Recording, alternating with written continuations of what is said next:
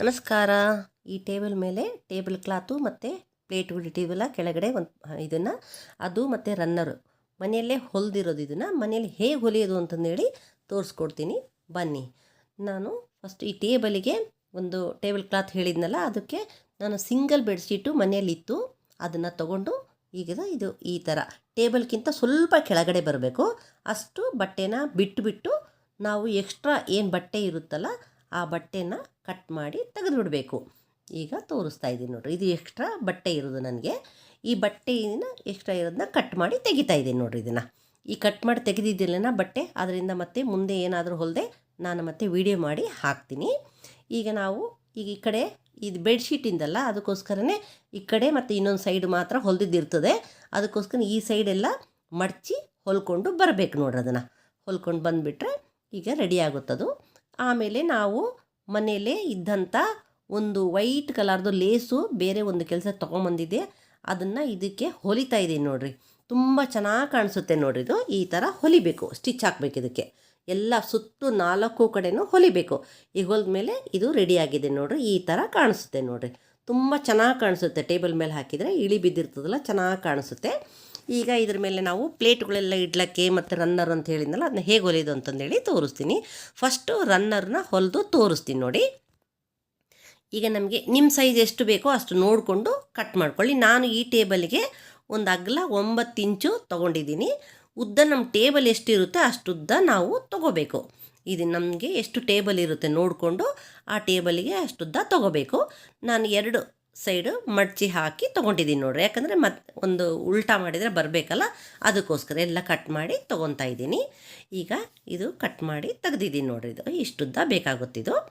ನಾವು ಈಗ ಇದಕ್ಕೆ ಹೊಲಿಬೇಕಲ್ಲ, ಇದು ಸ್ಟಿಫಾಗಿ ಕೂಡಬೇಕು. ಈ ಥರ ಸ್ಟಿಫಾಗಿ ಕೂಡಬೇಕು ಅಂದರೆ ಇದು ಮಾಡಬೇಕು. ಲಾಸ್ಟಿಗೆ ತುದಿಗೆ ಈ ಥರ ಕಟ್ ಮಾಡ್ಕೋಬೇಕು ನಾವು, ಚೆಂದ ಕಾಣಿಸ್ಲಿಕ್ಕಿದು.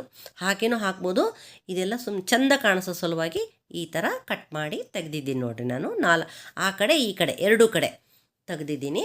ಆಮೇಲೆ ನಾವು ಅದು ಸ್ವಲ್ಪ ಸ್ಟಿಫಾಗಿ ಕೂಡೋ ಸಲುವಾಗಿ ಒಳಗಡೆ ಬುಕ್ರಮ್ ಅಂತ ಸಿಗುತ್ತಲ್ಲ, ಆ ಬುಕ್ರಮ್ನ ಒಳಗಡೆ ಹಾಕಿಬಿಟ್ಟು ಇದನ್ನು ಸುತ್ತಲೂ ಎಲ್ಲ ಸ್ಟಿಚ್ ಮಾಡಿ ಹೊಲಿಬೇಕು. ಇದನ್ನು ಒಳಗಡೆ ಸ್ವಲ್ಪ ಕಡಿಮೆ ಬಿದ್ದಿತ್ತು, ಅದಕ್ಕೋಸ್ಕರ ನಾನು ಈಗ ಇದನ್ನು ಸ್ವಲ್ಪ ಜಾಯಿಂಟ್ ಮಾಡ್ಲಿಕ್ಕೆ ಬರುತ್ತದು. ಇಸ್ತ್ರಿ ಮಾಡಿಬಿಟ್ರೆ ಕೂಡ್ತದೆ. ಆಮೇಲೆ ಇವನ್ನೆಲ್ಲವೂ ಸ್ಟಿಚ್ ಮಾಡಬೇಕು. ಒಂದು ಸೈಡ್ ಮಾತ್ರ ಬಿಡಬೇಕು, ಇನ್ನು ಉಳುಕಿದ್ದೆಲ್ಲದನ್ನು ಸ್ಟಿಚ್ ಮಾಡಿ ತೊಗೊಂಡು ಬರಬೇಕು. ಈಗ ಈ ಒಂದು ಸೈಡು ಬಿಟ್ಟಿದ್ದೀನಿ ನೋಡಿರಿ. ಈಗ ಅದನ್ನು ಉಲ್ಟಾ ಮಾಡಿ ತೋರಿಸ್ತೀನಿ ನಿಮಗೆ. ಈ ಥರ ಉಲ್ಟಾ ಮಾಡಬೇಕು. ಉಲ್ಟಾ ಮಾಡಿಬಿಟ್ರೆ ಬುಕ್ರಮ್ ಒಳಗೆ ಹೋಗ್ತದೆ, ಆ ಕಡೆ ಈ ಕಡೆ ಬಟ್ಟೆ ಮೇಲೆ ಬರುತ್ತೆ. ರೆಡ್ ಕಲರ್ದು ಮೇಲೆ ಬರುತ್ತೆ ನೋಡಿದು. ಈ ಥರ ಕಾಣಿಸುತ್ತೆ ನೋಡಿರಿ. ಆಮೇಲೆ ಇದನ್ನು ಎಲ್ಲದು ಮಡಚಿಬಿಟ್ಟು ಎಲ್ಲದಕ್ಕೂ ಒಂದು ಫುಲ್ಲು ಸ್ಟಿಚ್ಚು ಹಾಕಬೇಕು. ಇದನ್ನೆಲ್ಲ ಫುಲ್ಲು ಸ್ಟಿಚ್ ಹಾಕಬೇಕು ಎಲ್ಲದನ್ನು. ಈ ಥರ ಸ್ಟಿಚ್ ಹಾಕಿದರೆ ಈ ಥರ ಕಾಣಿಸುತ್ತೆ ನೋಡಿರಿ. ಬರೀ ಇಷ್ಟೇ ಹಾಕಿದರೆ ಅಷ್ಟು ಲುಕ್ ಬರಲ್ಲಲ್ವಾ, ಅದಕ್ಕೋಸ್ಕರನೇ ನಾನೇನು ಮಾಡಿದ್ದೀನಿ ಅಂದರೆ ಅದಕ್ಕೆ ಸ್ವಲ್ಪ ಚೆನ್ನಾಗಿ ಲುಕ್ ಬರೋ ಸಲುವಾಗಿ ಈ ಥರ ಲೇಸು ಹಚ್ಚಿದ್ದೀನಿ. ಬೇಕು ಅಂದರೆ ಹಚ್ಕೋಬೋದು, ಬೇಡ ಅಂದರೆ ಸ್ಕಿಪ್ನು ಮಾಡ್ಕೋಬೋದು. ಆ ಥರನೂ ಚೆನ್ನಾಗೇ ಕಾಣಿಸುತ್ತೆ. ಈಗಿದು ರೆಡಿಯಾಗಿದೆ. ಈಗ ಪ್ಲೇಟ್ಗಳು ಕೆಳಗಡೆ ಒಂದು ಬಟ್ಟೆ ಥರ ಇಟ್ಟಿರ್ತಾರಲ್ಲ, ಅದನ್ನು ನಾವು ಕಟ್ ಮಾಡಿ ತೋರಿಸ್ತಾ ಇದ್ದೀನಿ ನೋಡಿರಿ. ನಿಮ್ಗೆ ಯಾವ ಪ್ಲೇಟು ಬೇಕಾಗುತ್ತೋ ಆ ಪ್ಲೇಟಿಂದು ಅಳತೆನ ತೊಗೊಂಡ್ಬಿಟ್ಟು ಅಷ್ಟು ಬಟ್ಟೆನ ಕಟ್ ಮಾಡ್ಕೋಬೇಕು. ಇದಕ್ಕೂ ಅಷ್ಟೇ, ಇದನ್ನು 2 ಪೀಸ್ ತೊಗೋಬೇಕು. ತೊಗೊಂಡು ಒಳಗಡೆ ಬುಕ್ರಮ್ ಹಾಕಿ ಇದನ್ನು ಸುತ್ತಲೂ ಸ್ಟಿಚ್ ಹಾಕಿ ಮಧ್ಯದಲ್ಲಿ ಜಾಗ ಬಿಡಬೇಕು. ಆಮೇಲೆ ಇದನ್ನು ಅಷ್ಟೇ ಉಲ್ಟಾ ಮಾಡಿ ತೆಗಿಬೇಕು. ಇದನ್ನು ತೆಗೆದುಬಿಟ್ರೆ ಇದು ಮತ್ತೆ ಮೇಲೆ ಬರುತ್ತೆ. 2 ಕಡೆ ಕೆಂಪು ಕಲರ್ದು ಬಟ್ಟೆ ಬರುತ್ತೆ. ಆಮೇಲೆ ಒಳಗಡೆ ಬುಕ್ರಮ್ ಇರ್ತದೆ. ಅದನ್ನು ಅಷ್ಟೇ ಎಲ್ಲದನ್ನೂ ಸ್ಟಿಚ್ ಹಾಕಬೇಕು. ಎಲ್ಲದನ್ನೂ ಸ್ಟಿಚ್ ಹಾಕಿದರೆ ತುಂಬ ಚೆನ್ನಾಗಿ ಬರುತ್ತೆ ನೋಡಿದ್ರೆ. ಈ ಥರ ಮಡಚಿ ಸ್ಟಿಚ್ ಹಾಕಬೇಕು ಎಲ್ಲದನ್ನು. ಅಷ್ಟು ಸ್ಟಿಚ್ ಹಾಕಿದ್ಕೊಳ್ಳೇ ತುಂಬ ಚೆನ್ನಾಗಿ ಕಾಣಿಸುತ್ತೆ ಇದು.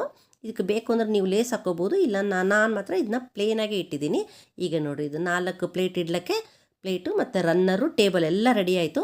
ಈಗ ಇದನ್ನ ಇಷ್ಟು ಅರೇಂಜ್ಮೆಂಟ್ ಸಿಂಪಲ್ಲಾಗಿ ಮಾಡಿ ತೋರಿಸಿದ್ದೀನಿ. ಮುಂದೆ ಅದನ್ನು ಯಾವಾಗ ಅರೇಂಜ್ಮೆಂಟ್ ಮಾಡಿದಾಗ ಫುಲ್ ಅರೇಂಜ್ಮೆಂಟ್ ಮಾಡಿದಾಗ ನಿಮಗೆ ಅದನ್ನ ವೀಡಿಯೋನ ಹಾಕ್ತೀನಿ. ಈ ವಿಡಿಯೋ ಇಷ್ಟವಾದಲ್ಲಿ ಲೈಕ್ ಮಾಡಿ, ಶೇರ್ ಮಾಡಿ.